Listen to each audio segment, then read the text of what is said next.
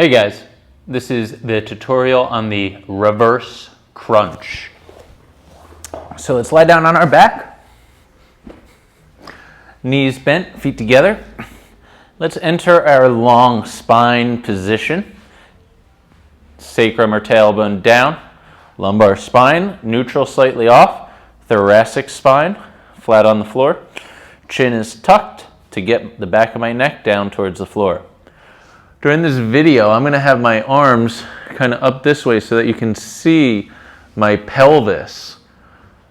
I suggest that you have your arms kind of anchored onto some immovable object, that being a heavy wooden table or a couch or a bed, not a chair because that has a tendency to tip over. You need something heavy that can support your whole body weight, okay?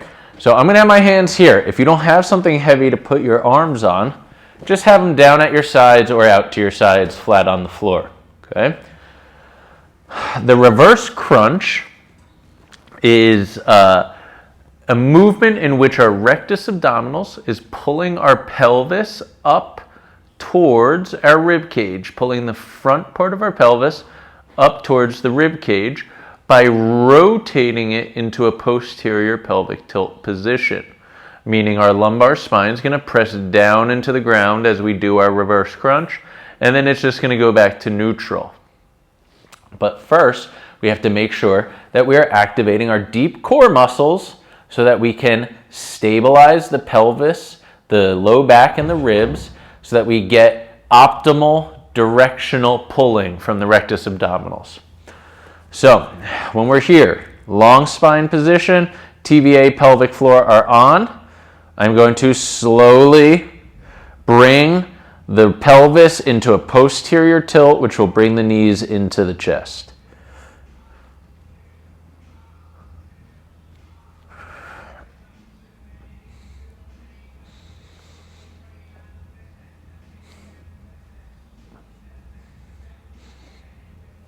Okay. So that was 2 reverse crunches. What I want you to notice is that the rib cage remained relatively stable while the pelvis was being curled up towards it and the low back was pressing down into the floor.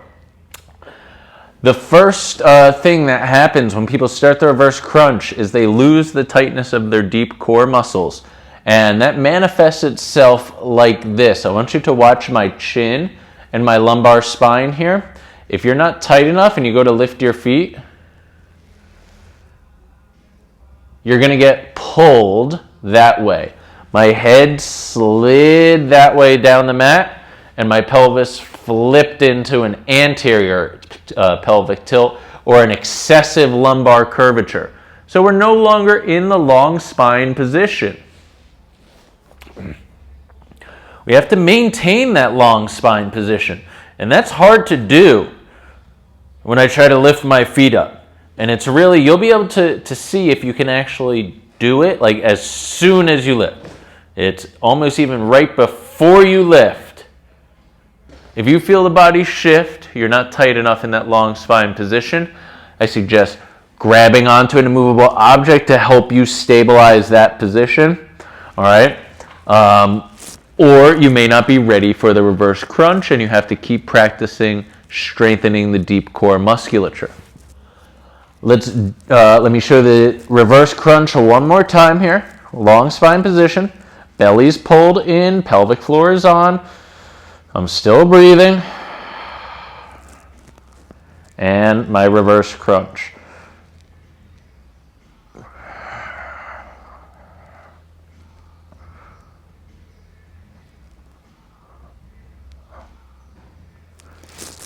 One final note on that.